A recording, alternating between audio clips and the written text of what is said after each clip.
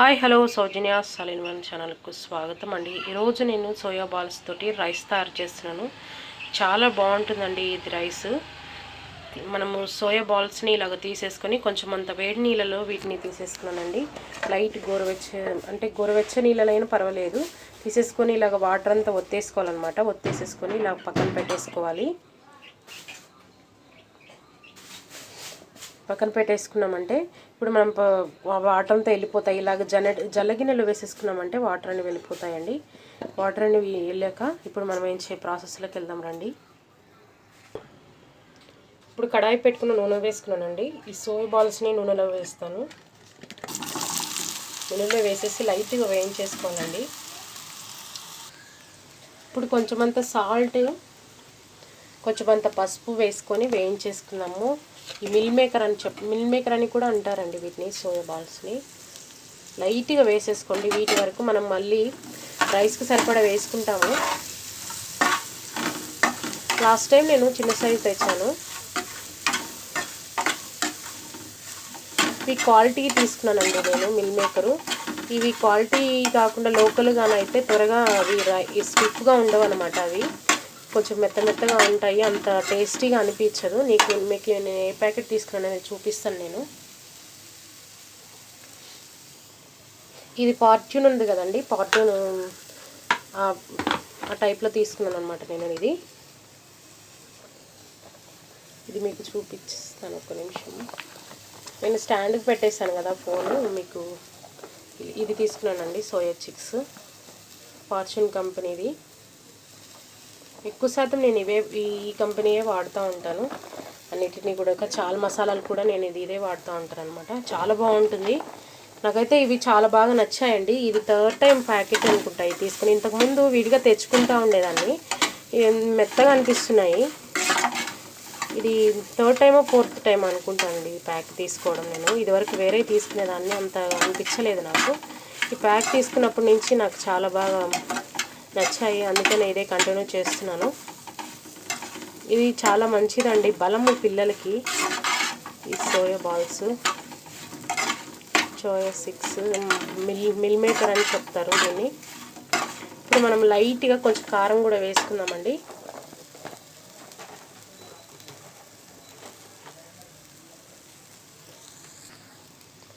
కారం కూడా వేయించాను లైట్గా, ఎందుకంటే ఇది నూనెగా అబ్జర్వ్ చేస్తుందండి. అందుకోసం అనేసి నూనె నేను ఎక్కువ వేయలేదు, లైట్గానే వేస్తాను నూనె. ఇలా వత్తేస్తే నూనె పట్టుకొని ఉంటుంది అనమాట. అందుకోసం అనేసి నూనె ఎక్కువ ఇది చేయలేదు అనమాట. నేను లైట్గా వేస్తాను. 1 స్పూన్ వేసి మాత్రమే వేయించుకున్నాను వీటిని.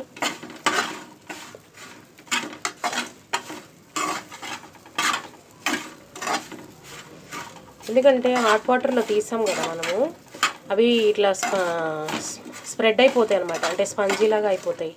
అందువల్ల ఎంత ఆయిల్ అయినా పీల్ చేసుకుంటాను అనమాట. ఇంకొంచెం కావాలంటే మీరు వేయించుకోండి బాగా బ్రౌన్ కలర్కి. నేను ఒక 2 మినిట్స్ వేయించేసి తీసేస్తాను పక్కకి.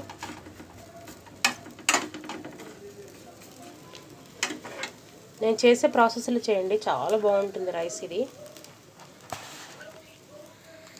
ఇప్పుడు వేగిపోయాయండి, తీసేస్తున్నాను నేను. అన్నీ తీసేసుకొని చూపిస్తాను.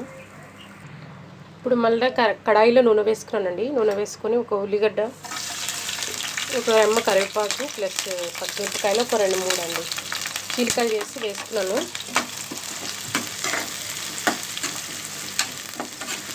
మనం మిల్ మేకర్ వేయడానికి సాల్ట్ వేసుకున్నాం కదా, ఇప్పుడు మనము రైస్కి సరిపడా సాల్ట్ వేసుకున్నాము.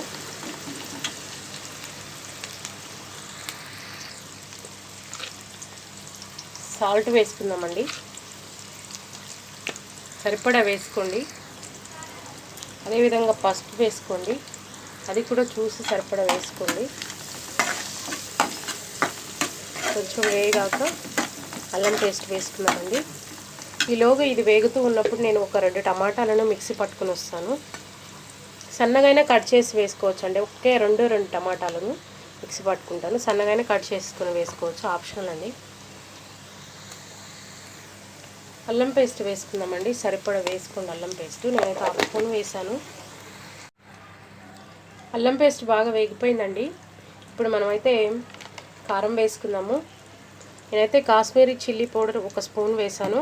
మామూలు ఇంట్లో వాడే కారం వచ్చేసి 1 స్పూన్ వేసుకుంటున్నాను. ఆప్షనల్ అండి, నేనైతే కలర్ కోసం మాత్రమే వేసాను కాశ్మీరీ చిల్లీ పౌడర్.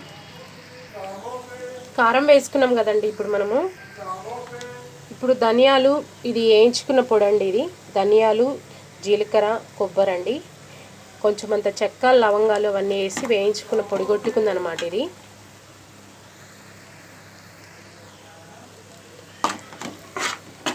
ఒకవేళ ఇది మీరు ఇన్స్టెంట్గా చేసుకోవాలి లేదు అంటే దానికి బదులు ఏదైనా గరం మసాలా, చికెన్ మసాలా అట్లాంటిది ఏదైనా ఉంటే కూడా వాడుకోవచ్చు, నో ప్రాబ్లము. టేస్ట్ అయితే ఇలా ఇన్స్టెంట్గా మనం ఇంట్లో తయారు చేసుకుంది అయితే మంచిగా టేస్ట్ ఉంటుందన్నమాట. ఇప్పుడు ఇదంతా బాగా వేగిపోయింది కదండి. మనం టమాటాను ముందుగానే పట్టు పెట్టుకుని ఉన్నాం కదా, 2 టమాటాలను. మీరు ఆప్షనల్గా ఒకవేళ కట్ చేసుకొని వేసుకున్నా నో ప్రాబ్లం, ఇలా గ్రేవీగా చేసుకొని వేసుకున్నా కూడా పర్వాలేదండి, ఎలాగైనా వేసుకోవచ్చు. ఇదంతా వేగిపోయింది మనకి. ఇది అంతా బాగా వేగిపోవాలి. కలిపేసుకొని బాగా వేయించేసుకున్నాము.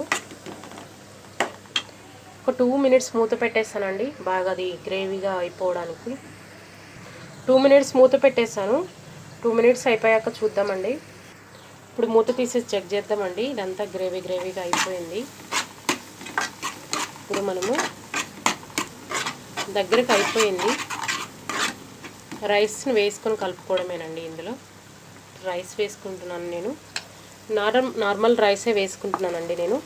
మీ దగ్గర ఏది అవైలబుల్ ఉంటే అది వేసేసుకోండి రైస్.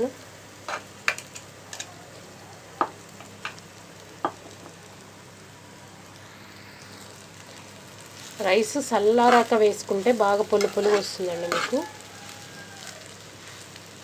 ఇలాగ మొత్తాన్ని రైస్ అంతా వేసి కలుపుకోవడమేను. కలిపాక చూపిస్తాను నేను మీకు. మొత్తం ఇలాగ కలిపేసుకొని సాల్ట్ ఏమైనా తక్కువ ఉంటే వేసుకోవాలి. సాల్ట్ మాత్రమే వేసుకోగలమండి ఈ మూమెంట్లో ఉన్నప్పుడు, ఇంకా వేరే ఏమి వేసుకోలేము. ఎందుకంటే పచ్చివాసన వస్తాయి. ఏమైనా ముందే మనం అన్ని కారాలు అవన్నీ చూసి వేసుకోవాలి. ఎంత రైస్ కలుపుతున్నాము అనే దాన్ని బట్టి చూసి వేసుకుంటే కరెక్ట్గా సెట్ అయిపోతుంది అనమాట. ఇప్పుడు మనం మిల్ మేకర్ ఉన్నాయి కదా రెడీగా, అవి కూడా మిల్ మేకర్ బాల్స్ని కూడా ఇందులో తీసుకొచ్చి వేసుకుందాము. ఇవి కూడా వేసేసుకొని కలిపేసుకోవడమేను.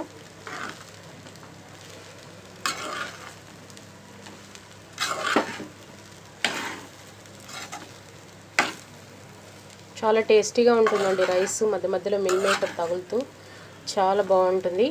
ఒక 2-3 మినిట్స్ మూత పెట్టేస్తామంటే మనం మిల్ మేకర్ రైస్ రెడీ అయిపోయినట్లే. ఎంతో tasty Emmy meal maker rice ready అయిపోయిందండి. అంతే అండి ఈరోజు వీడియో. ఈ వీడియో కానీ మీకు నచ్చినట్లయితే లైక్ చేయండి ఫ్రెండ్స్, మరొకరికి షేర్ చేయండి. మీ ఫ్యామిలీ మెంబర్స్ కానీ మీ ఫ్రెండ్స్ కానీ షేర్ చేసి నాకు సపోర్ట్ చేయండి ఫ్రెండ్స్.